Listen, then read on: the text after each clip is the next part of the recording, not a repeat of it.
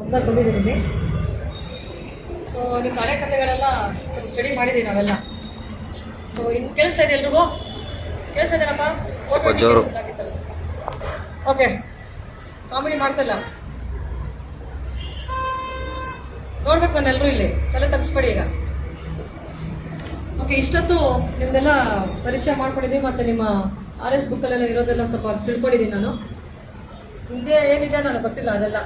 So ಇನ್ನು ಮುಂದೆ ಮಸ್ತಾಗಿ ಯಾಕೆ ತೆಗಿ ಪರವಾಗಿಲ್ಲ, ಮಾಡಿದಾಗ ನಾಚಿಕೆ ಇಲ್ಲ, ಇವಾಗ ಯಾಕೆ ಹೋಗ್ತೀಯಾ? ಸೊ ಹಿಂದೆ ನಿಮ್ದೆಲ್ಲ ಏನು ಚಟುವಟಿಕೆಗಳೆಲ್ಲ ಇದೆ ಅದನ್ನ ಪೊಲೀಸರೆಲ್ಲ ಗಮನಕ್ಕೆ ಇಟ್ಕೊಂಡಿದ್ದಾರೆ. ಈಗ ನಾನು ಬಂದಮೇಲೆ ನಿಮ್ದು ಯಾವುದೇ ಥರ ಇಲ್ಲಿಗಲ್ ಆ್ಯಕ್ಟಿವಿಟೀಸ್ ಆಗಲಿ, ಕೆಲವರೆಲ್ಲ 302 ಮರ್ಡರ್ ಕೇಸಲ್ಲಿ ಅಥವಾ 307 ಡೌಟ್ ಡಕಾಯಿತಲ್ಲಿದ್ದೀರಾ.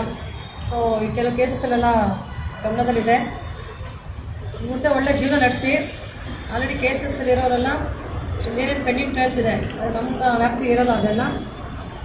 ಅದೆಲ್ಲ ಆ ಕೇಸಸ್ಸಲ್ಲಿದ್ದಾಗ ಮತ್ತೆ ಯಾವುದೇ ಎಕ್ಸ್ಟ್ರಾ ಕೇಸಸ್ಗಳು ಹಾಕೊಳ್ಳೋಕೆ ಹೋಗ್ಬೇಡಿ. ಎಸ್ಪೆಷಲಿ 307 ಕೇಸಸ್ಸು ಅದು ಇನ್ವಾಲ್ವ್ ಆಗಬಾರ್ದು. ಈಗ ಆಲ್ಮೋಸ್ಟ್ ಅಲ್ಲೆಲ್ಲ ಇಲ್ಲಿರೋರೆಲ್ಲ ಎಲ್ಲ ಜೈಲಿಗೆ ಬಂದಿದ್ದೀರಾ ಅನ್ಕೋತೀನಿ. ಸೊ ಜೈಲಿಗೆ ಕಳಿಸೋದೇನಕ್ಕೆ? ಶಿಕ್ಷೆ ಕೊಡೋಕ್ಕಂತಲ್ಲ, ರಿಹ್ಯಾಬಿಲೇಟ್ ಮಾಡೋಕ್ಕೆ, ನಿಮ್ಮನ್ನ ಪರಿವರ್ತನವಾಗಿ ಹೊಸ ಮನುಷ್ಯರಾಗಿ ನಿಮ್ಗೆ ಹೊಸ ಬುದ್ಧಿ ಕಲಿಸಿ ಮುಂದೆ ಸಮಾಜಕ್ಕೆ ಒಳ್ಳೆ ಕೆಲಸಗಳು ಕೊಡಿ, ಸಮಾಜದಲ್ಲಿ ಒಳ್ಳೆ ಹೆಸರು ತಗೊಳ್ಳಿ ಅಂತ ನಿಮಗೆ ಮತ್ತೆ ಪರಿವರ್ತನೆ ಮಾಡಿ ಕಳಿಸೋದು ನಿಮಗೆ ಅಲ್ವಾ? ಶಿಕ್ಷೆ ಅದೇ ಅಂತ ನಿಮ್ಗೆ ಕೊಡೋದು.